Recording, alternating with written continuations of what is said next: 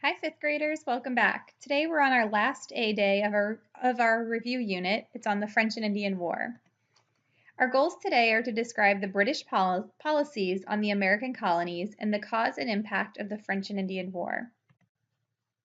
So first, let's just kind of review what we've already learned about American history. So we learned that the Native Americans were the first people here in America. We then learned that the Spanish British, also known as the English, and the French began exploring in America and settling colonies. We know the British established the 13 American colonies. Those will eventually become the United States of America. We know that the colonies grow and prosper over time. What you guys are going to learn today is that the colonies then engage in the French and Indian War, and this leads to the colonies becoming unhappy with England, also known as Britain. And this will ultimately lead to the colonies fighting for their freedom in the American Revolution and becoming an American country.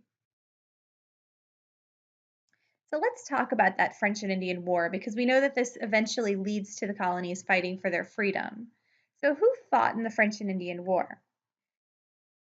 In the French and Indian War, Great Britain and the American colonies sided together to fight against France and Native Americans. So it's kind of confusing because we see the title French and Indian, and you might think that the French are fighting against the Indian, but the Native Americans and the French are joined together and they're fighting against Great Britain and the American colonies. So a little bit about why this war was fought. This war was fought over the Ohio River Valley, but let's first orient ourselves with this map. So looking at the map, we see that we are here in New Orleans. England is located here. It's this island nation right above in part of Europe. And the 13 American colonies are over here.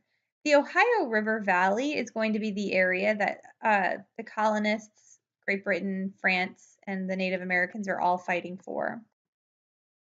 So Great Britain and France both wanted to move into the Ohio River Valley. They both wanted it for its fertile farmland and the rivers for trade. Both sides believed that they were entitled to the land. So Native Americans, French, and the colonists all believe that they should be able to live here. And that makes sense. We see those rivers, and we know rivers are so important for trade, and they're important for farming. Native Americans had previously been living here where Great Britain is, and here where France is, but they had been pushed out by the Europeans. So the Native Americans are trying to take a stand here by saying, this is my land. But the American colonists and the French colonists also want this land. So all three of these groups are fighting for the land. The Native Americans believe that if the French win, though, they'll be given more of their land.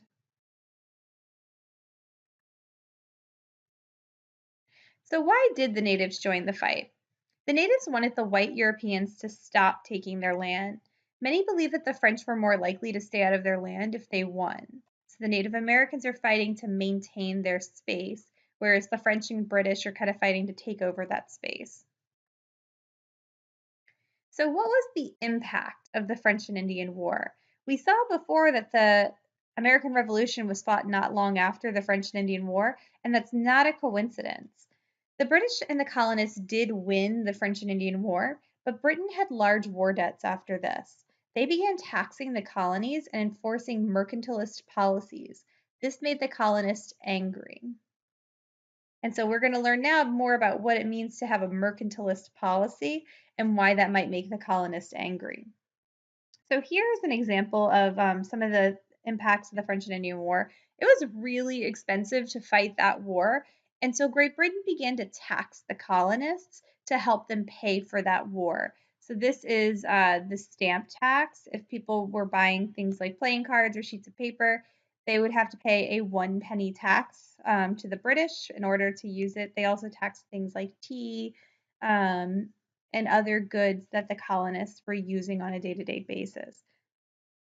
Now, this upset the colonists. They didn't want to pay any of these taxes, and part of it was just because they had been used to not paying taxes, but another reason was that they didn't have any say as to whether or not they were taxed. So this phrase, no taxation without representation, they didn't want to be taxed unless they had a representative in government.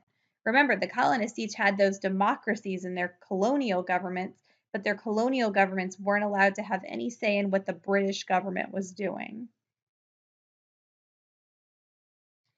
So let's talk about those policies. We said that the colonists were upset about mercantilist policies. Well, mercantilism, here's what mercantilism is. Great Britain believed that the way for them to make the most money was to control who the 13 colonies traded with. Mercantilist policies said that the colonies could only trade with Great Britain or with other British colonies. This limited the American colonies' options. So the colonists felt like this was really unfair for them, and it was great for Great Britain. Great Britain was saying, we want the colonies to sell us more stuff, but we want to buy less stuff from other people. So the idea was the mother country, being Great Britain, would receive all these raw materials from the colonies and they would sell the colonies back those manufactured goods. They didn't want any of these raw materials like gold and silver and food to go to any country except for Great Britain. So now the colonists have less people to trade with and less opportunities to make money, whereas Great Britain is getting richer and richer and richer. Salutary neglect is a policy that was happening in the colonies prior to the French and Indian War. In the 13 American colonies' early history, Great Britain did not enforce its mercantilist policies. Colonies traded with many different countries, and Great Britain did not punish them for it.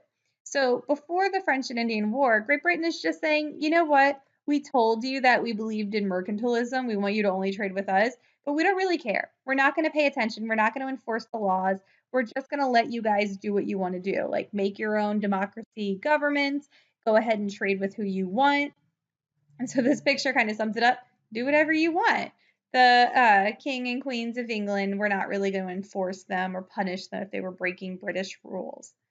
However, oh, well, sorry. And here's another summary of salutary neglect. It says it's when the king does not enforce his own rules. And again, king being like, do whatever you want. The colonists loved that. But after the French and Indian War, when the British needed more money to pay off that very expensive war, they're going to start enforcing their mercantilist policies. They're going to start saying you can only trade with us and you need to follow our rules. After the French and Indian War, Great Britain began to enforce mercantilist policies. They did this to pay off war debts from the French and Indian War. This made the American colonists angry, and it eventually led to the American Revolution.